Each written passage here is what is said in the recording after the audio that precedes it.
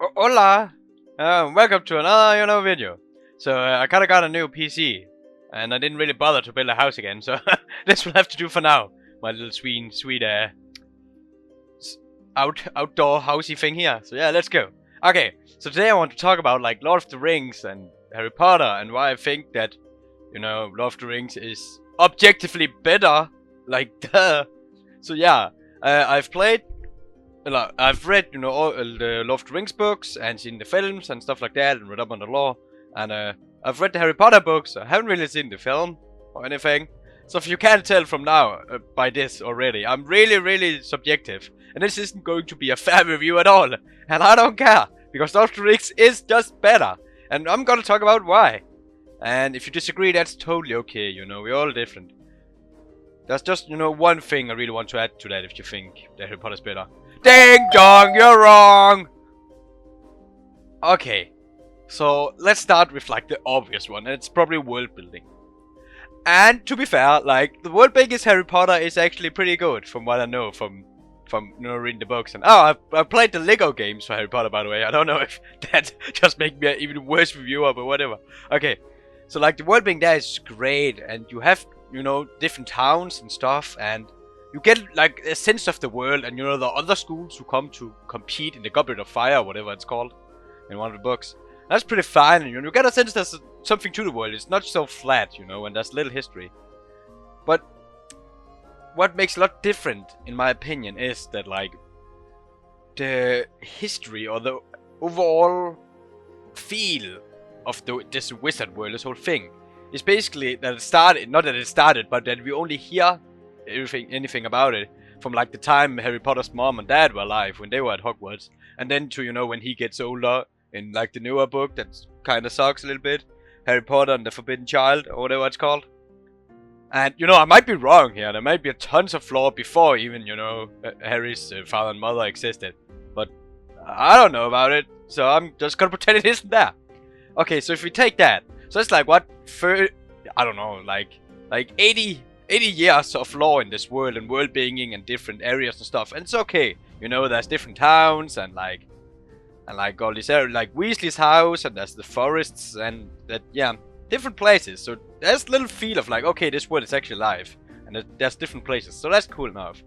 But then we come to, like, the ultra chat Lord of the Rings. Okay, bish, listen up, you Harry Potter fan.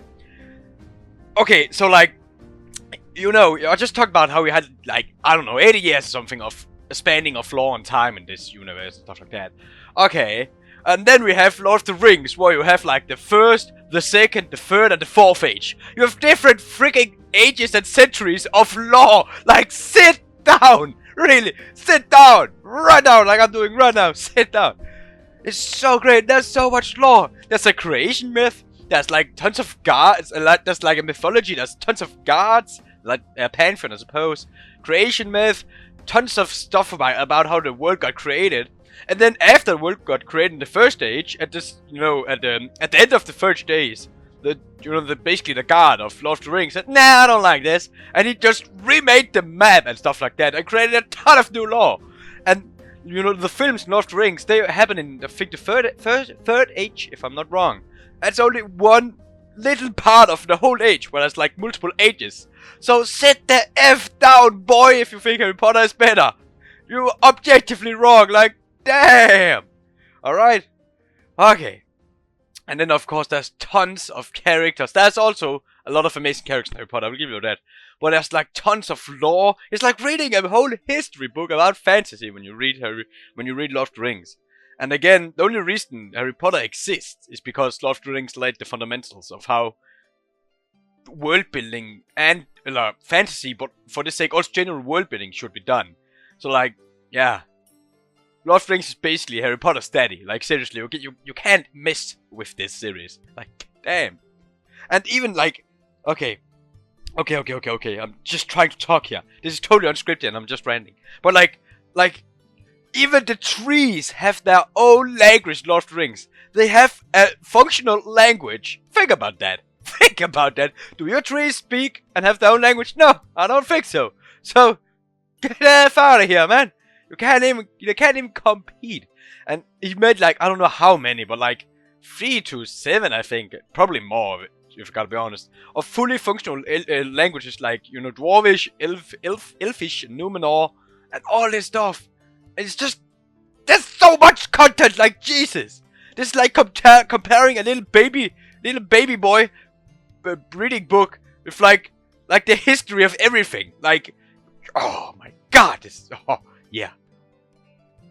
Okay, and then we come to, of course, the most important comparison and the most debatable and important question to raise. Which is better, Dumbledore or Gandalf? And again, if you're under Dumbledore, you're a dweeb, alright? Because Gandalf is freaking cool. I will say, I respect Dumbledore, and there's some cool things. How they're both, hello, how they're both like, these mentors and guiding the different main characters and stuff. That's pretty cool. Following the hero's journey, I think it's called. But like the thing, even the thing that Dumbledore is gay, that's also a really nice adage. Just because I think it's cool that you add a different type of character, especially for this time. This Harry Potter was, before we got all this new age stuff. But I would say that's a cool. What is happening? Okay, that's pretty cool, But then the actor who played Gandalf, Ian McKellen, he's gay in real life. So you kind of lost that one too. Even though, sexuality is not really a competition. But, if it was, Harry and Lord of the Rings would win that too. So shut up. Okay. So in general, I think Gandalf is just so cool. He has lots of awesome quotes and wisdom.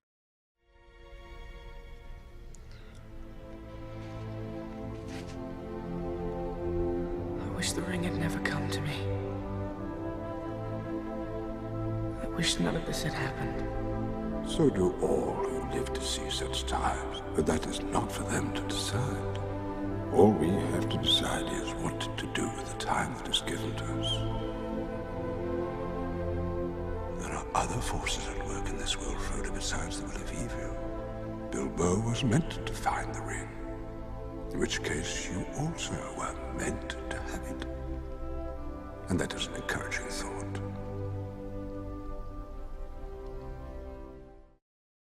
And he's literally a guardian angel. Like, literally, if you read the law, he's actually a guardian angel. But, like, oh, it just does so much. And I think the cool thing is Dumbledore kinda ifs around. Like, doesn't really do much without impacting the main character, aka Harry Potter.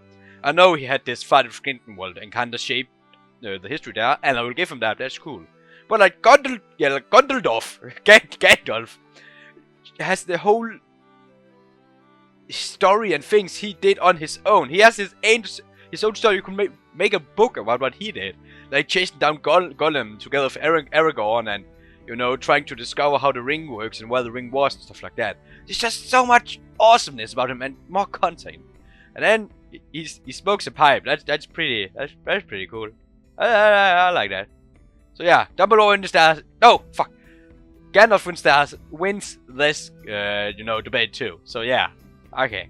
And then the last thing I want to talk about is like this symbology and the things the story is trying to express, out to this real world, and what you can resonate with. So like again, I can respect Harry Potter, and I'm not so much into the law and stuff, so I may not even really understand what the message of Harry Potter is. But at least the things you see in the films, like in the books, I haven't seen the films really. You get this underdog Harry Potter, who's even his family doesn't love him. Or his fake ass family, I suppose what you want to call it, the Dudleys. And you get all of these obstacles and a lot of things he has to fight through. And that's really cool, and that's something people can relate to, being bullied probably, and just different types of obstacles. And fighting through them, and finding friendships, and doing things together with your friends, and, just going through life, and, doing your best and exploring.